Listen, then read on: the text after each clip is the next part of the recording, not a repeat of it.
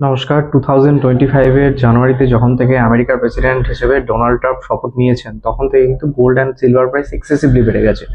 Gold almost double হয়ে গেছে, ডবলেরও বেশি হয়ে গেছে। সিলভার 130 থেকে 140% বেড়েছে।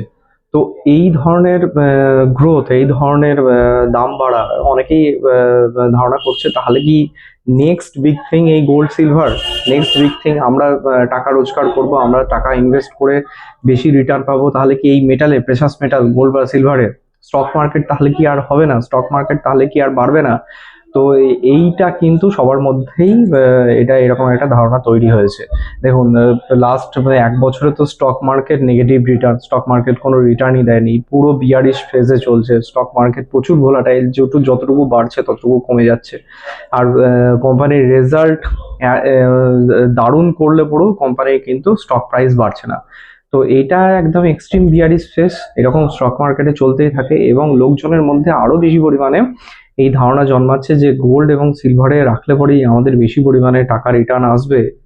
এটার আরেকটা কারণ এই স্টক মার্কেটের নেগেটিভ রিটার্ন এবং স্টক মার্কেট থেকে মানুষের ভরসা কমে যাওয়া।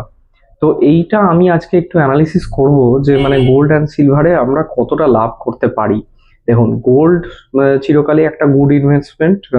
গোল্ড কিন্তু চিরকালই আমাদেরকে ইনফ্লেশনের থেকে বেশি রিটার্ন দেবে। অর্থাৎ আমাদের ব্যাংকে টাকা রাখলে পরে যে আমরা ইনফ্লেশন বিট করতে পারি না, 7-8% যে ইনফ্লেশন চলে, তার থেকেও আমরা কম রিটার্ন পাই এবং আমরা যে ব্যাংকে টাকা রাখি সেটা উত্তরোত্তর ইনফ্লেশনের জন্য কমে কমে যায়। তো সেটা কিন্তু গোল্ড কিন্তু ইনফ্লেশনের থেকে সবসময়তেই বেশি রিটার্ন দেয় এবং গোল্ডে ইনভেস্ট করে রাখলে পরে অন্তত আমাদের টাকাটা কমে যাবে না। তো এইটা গোল্ডের ক্ষেত্রে চিরকালই থাকে, গোল্ড কিন্তু সবসময়তেই বৃদ্ধি পেতে থাকে। কিন্তু সিলভার কিন্তু সেরকম না, সিলভার এক্সট্রিমলি ভোলাটাইল। সিলভার যেরকম দাম বেড়ে যায়, সিলভার কিন্তু ততটাই দাম কমে যায়। আমাদের সবচাইতে ফেমাস যে সিলভার ভোলাটিলিটি আমাদের হিস্ট্রিতে আমরা দেখতে পাই, সেটা হচ্ছে 1980s-80s-এ যখন 1980 সময় চলছিল, সেই সময় কিন্তু সিলভার হঠাৎ করে এক্সট্রিমলি বেড়ে যায়। সিলভার $1 পার আউন্স ছিল, সেই সময় থেকে $1 পার আউন্স থেকে $50 পার আউন্স হয়ে যায়। অর্থাৎ 50 টাইমস সিলভার এক বছরের মধ্যে সিলভার উত্তরোত্তর বৃদ্ধি পেয়ে যায় হঠাৎ করে। তো এইটার তখনকার কারণ ছিল যে মানে আমেরিকা খুব কাছাকাছি টাইমে 1971 or 70s, এই টাইমে যে গোল্ড এর সঙ্গে ডলারের যে একটা লিঙ্ক ছিল সেটা কিন্তু আমেরিকা কাট করেছিল এবং আমেরিকা বলেছিল যে আমরা ওই পরিমাণ মানে $1 জন্য যতটা গোল্ড দেওয়ার কথা ছিল সেইটা কিন্তু আমরা দেব না। গোল্ডের সঙ্গে যে ডলারের লিঙ্কেজ, সেটা কিন্তু ইন্ডিয়ান রুপি এখনো কিন্তু সেই লিঙ্কেজ রেখেছে যে আমরা 100 টাকা, আমার ইন্ডিয়ান রুপির জন্য কিন্তু 100 টাকা আমরা গোল্ড যে কোনো পজিশনে আমরা দিতে বাধ্য। সেটা কিন্তু আমেরিকা তখনই কাট করে দিয়েছিল 1970s 1971-এ। তো এইটা যখনই লিঙ্কেজ যখনই আমেরিকা কাট করেছিল, তখনই কিন্তু মার্কিন ডলারের দাম উত্তরোত্তর কমতে থাকে এবং লোকজন কিন্তু গোল্ড এবং সিলভার বেশি বেশি পরিমাণে কিনতে থাকে, কারণ মার্কিন ডলার কমে যাবে এই আশায়। তো তখন বেশি বেশি পরিমাণে গোল্ড এবং সিলভার কেনার জন্য গোল্ডের প্রাইস এক্সেসিভলি বেড়ে যায় এবং গোল্ডের প্রাইস যখনই বাড়ে, একটা কিন্তু রেশিও সবসময় আমাদের মাথায় থাকে যে gold to silver ratio. Gold to silver ratio কি? গোল্ড টু সিলভার রেশিও হচ্ছে পার আউন্সে গোল্ডের রেট ডিভাইডেড বাই সিলভারের রেট। তো অর্থাৎ সেম পরিমাণ, সেম গ্রামে যে গোল্ডের যা দাম, তার থেকে সিলভারের দাম কতটা কম বা কতটা বেশি, বেশি তো কোনো হয় না, কম। তাহলে গোল্ডের প্রাইস সেম পরিমাণ সিলভারের জন্য যত যত গুণ বেশি, সেইটা হচ্ছে মানে বা যত পার্সেন্টেজ বেশি, সেইটা হচ্ছে আমাদের gold to silver ratio. Generally gold to silver ratio আমাদের 50 থেকে 100 এইরকম রেঞ্জে থাকে। তো আমাদের সেই সময় কিন্তু gold to silver ratio per ounce silver থেকে পার আউন্স গোল্ড সেই সময় 80-র ওপরে উঠে গেছিল, 100-এর কাছাকাছি চলে গেছিল। ফলে গোল্ডের রেট যেহেতু এক্সেসিভ বেড়ে গেছিল 1980s-এ, তাহলে ফলে সিলভারের রেট তখন খুবই সস্তা, যেহেতু 80s-এর ওপরে চলে গেছে, মানে খুবই সস্তা। এবং এটা জেনারেলি ভাবা হয় যে যখনই 80s-এর ওপর চলে যাবে তখন কিন্তু সিলভার সস্তা, গোল্ড টু সিলভার রেশিও, এবং যখন 50s-এর নিচে নেমে যাবে তখন কিন্তু সিলভার দামি, সিলভার কিন্তু তখন ওভার ভ্যালুড। তো তখন কিন্তু সিলভার আমাদেরকে বেচতে হবে, এবং 80s এর যদি ওপরে উঠে যায় তখন কিন্তু সিলভার সস্তা গোল্ডের থেকে, তাহলে আমাদেরকে সিলভার কিনতে হবে, অর্থাৎ সিলভার বাড়ার একটা চান্স থাকে। তো সেই সময় কিন্তু 80s এর ওপরে উঠে গেছিল, ফলে লোকজন আরো বেশি পরিমাণে সিলভার কিনতে থাকে। এবং সেই সময় একটা জিনিস ঘটেছিল, একটা ঘটনা ঘটেছিল, সেটা হচ্ছে হান্ট ব্রাদার, তিনজন ভাই ছিল হান্ট, তাদের সারনেম ছিল, এবং তারা কিন্তু পৃথিবীর যত সিলভার পৃথিবীর যত সিলভার আছে, পৃথিবীর যত সিলভার রিজার্ভ, তার কিন্তু 30% তারা নিজেরা কিনে নিয়েছিল। এবং তারা যেহেতু কিনে নিয়েছিল পৃথিবীর সিলভার রিজার্ভ থেকে, সুতরাং তার প্রত্যেক ওয়ার্ল্ডের মধ্যে একটা কিন্তু সিলভার ডেফিসিয়েন্সি তৈরি হয়েছিল, এবং যে যত ডেফিসিয়েন্সি তৈরি হবে তত দাম বাড়বে। এবং তারা কিনতে কিনতে কিনতে কিনতে যখন 34% যখন তারা কিনে ফেলেছিল পৃথিবীর সিলভার রিজার্ভে, তখন তো সিলভারের দাম এক্সেসিভলি পৌঁছে গিয়েছিল, এবং তখন $50 পার আউন্স সিলভারের রেট পৌঁছে গিয়েছিল। এবং সেই রেট গোল্ড টু সিলভার রেশিওতে তখন কিন্তু 50 নিচে নেমে গেছিল, 30 কাছাকাছি চলে এসেছিল। ফলে সেই সিলভার রেট কিন্তু ক্র্যাশ হতেই হতো, এবং সেটা ক্র্যাশ হয়েছিল 1982 নাগাদ। সিলভার প্রাইস 50 থেকে এক লপ্তে সিলভার প্রাইস কমে গিয়ে $10 পৌঁছে গিয়েছিল। তো সুতরাং এখানে কিন্তু একটা বিশাল পরিমাণে সিলভার প্রাইস ফল হয়েছিল, এবং এটা দেখা গেছে যে যখনই সিলভার প্রাইস এক্সেসিভলি এরকম বাড়ে তখন কিন্তু সিলভারের একটা ফল হয়। এটা আমরা দেখেছি 2000 এর সময় যখন .com ক্র্যাশ হয়েছিল, 2008 গ্লোবাল ইকোনমিক ক্রাইসিস, সেই সময়তেও তাই হয়েছিল। গ্লোবাল ইকোনমিক ক্রাইসিসের সময় তখন সিলভার প্রাইস আবার 50-60 থেকে সেই রেঞ্জ থেকে কমে গিয়ে $3 চলে এসেছিল। এবং 2022 যখন কোভিড ক্রাইসিস হয়েছিল সেই সময় কিন্তু সিলভার ক্র্যাশ করেছিল, সিলভার তখন ক্র্যাশ করে 70 থেকে তখন 30 রেঞ্জে চলে এসেছিল।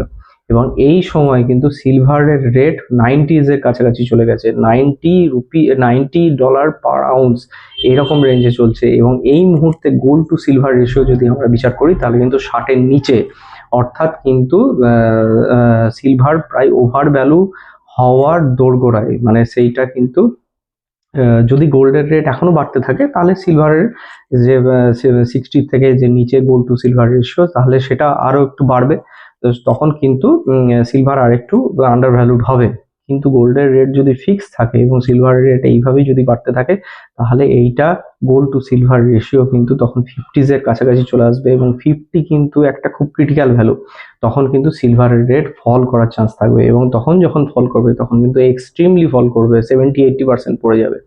তো এইটা সবসময়তেই আমাদের ইনভেস্টরদের সতর্ক থাকা উচিত যে এইরকম যে গোল্ড এবং সিলভার যে মেটাল, এইটাকে ইনভেস্টমেন্ট হিসেবে আমাদের না রাখাই ভালো। অবশ্যই গোল্ডে আপনি ইনভেস্ট করবেন, কারণ গোল্ড একটা সাফিসিয়েন্ট হেজিং করে আমাদের ইনফ্লেশনের জন্য, কিন্তু সিলভারে ইনভেস্ট করা কিন্তু খুব রিস্কি। সিলভারের ট্রেডিং আপনি করতে পারবেন, যে কম দামে বিক্রি করে বেশি দামে, কম দামে কিনে বেশি দামে বিক্রি করা, কিন্তু সেটা এক্সট্রিম স্কিল লাগবে আপনাকে, এবং আপনি কিচ্ছু জানেন না কিন্তু যে কি কারণে গ্লোবাল ক্রাইসিস চলছে এবং কতদিন চলবে। এই যে ট্রাম্পের যে গ্লোবাল ভোলাটিলিটি যে ট্রাম্পের কারণে হয়েছে, এটা কতদিন চলবে আপনি কিচ্ছু জানেন না। ট্রাম্প যবে থেকে শপথ গ্রহণ করেছে তবে থেকে ট্যারিফ চালু করেছে, তবে থেকে বিভিন্ন কান্ট্রির সঙ্গে ট্রাম্পের একটা হস্টালিটি তৈরি হয়েছে। রিসেন্টলি ট্রাম্প আবার ভেনেজুয়েলার প্রেসিডেন্টকে তুলে নিয়ে গেল, ট্রাম্প এখন আবার বলছে গ্রিনল্যান্ড দখল করবে। তো এই জিনিস কতদিন চলবে, এবং কখন ট্রাম্প বলবে যে না আমি ঠিক আছি, I am satisfied with all those countries.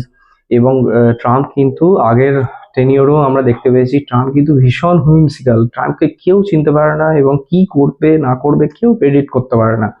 তো সুতরাং এইটা কতদিন চলবে এবং কতদিন এরকম ভোলাটিলিটি থাকবে, এবং ট্রাম্প কত পরিমাণে ভোলাটিলিটি নিয়ে যাবে, এসব আমরা কিচ্ছু জানি না। এবং সেইখানে আমাদেরকে সম্পূর্ণ অজ্ঞাত একটা জিনিস এর পেছনে আমাদেরকে না ছোটাই ভালো। আমাদের কাছে যেটা আছে, আমাদের কোম্পানিজ যেগুলো আমরা ট্র্যাক করতে পারি, এবং কোম্পানির বিজনেস কিরকম চলছে সেটা যেহেতু যেহেতু আমরা জানতে পারি, আমাদেরকে সেই দিকেই থাকা উচিত, এবং কোম্পানির বিজনেস মডেল বোঝা উচিত, এবং সেইটা কিন্তু আমরা প্রেডিক্ট করতে পারি। একটা ভালো বিজনেস যদি চলে, আমরা বলতে পারবো যে এই কোয়ার্টারে না হলেও পরের কোয়ার্টারে তার একটা গ্রোথ আসবে, তার একটা সেলস গ্রোথ বাড়বে, প্রফিট গ্রোথ বাড়বে, সেটা আমাদের একটা আইডিয়া আছে। কিন্তু ট্রাম্পকে নিয়ে আমাদের কোনো আইডিয়া নেই, যে আমরা কি করব না করব সেটা কিন্তু আমরা কেউ বলতে পারবো না। এবং আমি এটা দেখেছি, যখন কোনো মানুষ, যখন লাখ লাখ মানুষ এবং বেশি সংখ্যক মানুষ যখন কোনো একটা পার্টিকুলার ইনভেস্টমেন্টের দিকে বেশি বেশি পরিমাণে ছোটে, তখন কিন্তু তারা সেই ইনভেস্টমেন্ট থেকে কিন্তু বেশি পরিমাণে প্রফিট করতে পারে না।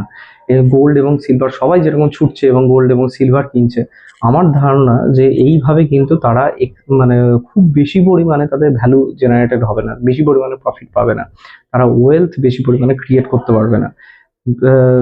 যখন আপনাকে ক্রিয়েট করতে হবে ওয়েলথ, যখন যে বিষয়ে সবাই ফিয়ারফুল থাকবে, তখন আপনাকে ইনভেস্ট করতে হবে। যে শেয়ার মার্কেট, কেউ এখন শেয়ার মার্কেট নিয়ে কথা বলবে না, কেউ ইনভেস্ট করতে চাইবে না। এখনই হচ্ছে বেস্ট টাইম শেয়ার মার্কেটে ইনভেস্ট করার। ভালো কোম্পানি, যে কোম্পানিতে গ্রোথ আছে, অপরচুনিটি আছে, সেই কোম্পানি দেখে আপনাকে ইনভেস্ট করতে হবে এবং তার আপনি রিটার্ন অবশ্যই পাবেন যখন বুল মার্কেট আবার চালু হবে। দেখুন, আমার যেসব শেয়ার মার্কেট নিয়ে আমি যেসব ভিডিও করি, যে ফান্ডামেন্টাল অ্যানালিসিসের যেসব ভিডিও আছে, আপনাকে ফ্রিতে আপনাকে শেখাবে যে কোন কোম্পানিতে আপনি ইনভেস্ট করবেন, কোন কোম্পানি আপনাকে অ্যাভয়েড করতে হবে। এবং ইন্ডিভিজুয়াল শেয়ার নিয়ে আমি যে অ্যানালিসিস করি প্রত্যেকটা শেয়ার নিয়ে, সেইগুলো কিন্তু আপনাকে খুব ভ্যালু জেনারেট করবে এবং আপনাকে একটা ইনসাইট দেবে যে আপনি ওই কোম্পানিতে ইনভেস্ট করবেন কি করবেন না, সেটা অবশ্যই। এবং কিভাবে করবেন সেটা নিয়ে তো আমার ফান্ডামেন্টাল অ্যানালিসিসের ভিডিও আছে, সেখান থেকে আপনি বুঝতে পারবেন যে ওই কোম্পানি কিভাবে স্টাডি করবেন, কিভাবে আপনাকে অ্যানালিসিস করবেন। তো এইগুলো আপনাকে খেয়াল রাখতে হবে এবং এই অনুযায়ী আপনাকে স্টাডি করে অ্যানালিসিস করে আপনাকে ইনভেস্ট করতে হবে। তো গোল্ড এবং সিলভার আমি তো দূরে থাকি, আমি গোল্ড এবং সিলভারে আমি কোনো সময় ইনভেস্ট করি না। গোল্ড টুকটাক যাও বা ইনভেস্টমেন্ট থাকে, সেটা হেজিং এর পারপাসে, অর্থাৎ ইনফ্লেশন গার্ড করার জন্য। কিন্তু সিলভার আমি কোনো সময় ইনভেস্ট করি না, সিলভার থেকে আমি সবসময় দূরে থাকি। অনেকেই এখন দেখবেন সিলভার ইটিএফ এ ইনভেস্ট করে, তো সিলভার ইটিএফ একই জিনিস। সিলভার ইটিএফ এ যখন আপনি এক্সচেঞ্জ ট্রেডেড ফান্ড, ইটিএফ মানে এক্সচেঞ্জ ট্রেডেড ফান্ড, তো তার মারফতে যখন ইনভেস্ট করছেন এক্সচেঞ্জকে, তখন কিন্তু ফিজিক্যালি সিলভার কিনতে হচ্ছে। তো সেটা কিন্তু সেম জিনিস, ফিজিক্যাল সিলভারের যখন প্রাইস কমে যাবে, ইটিএফ এর দামও কমে যাবে। তো আপনাকে সেই সব দিক বিচার করে কিন্তু সবকিছু করা উচিত।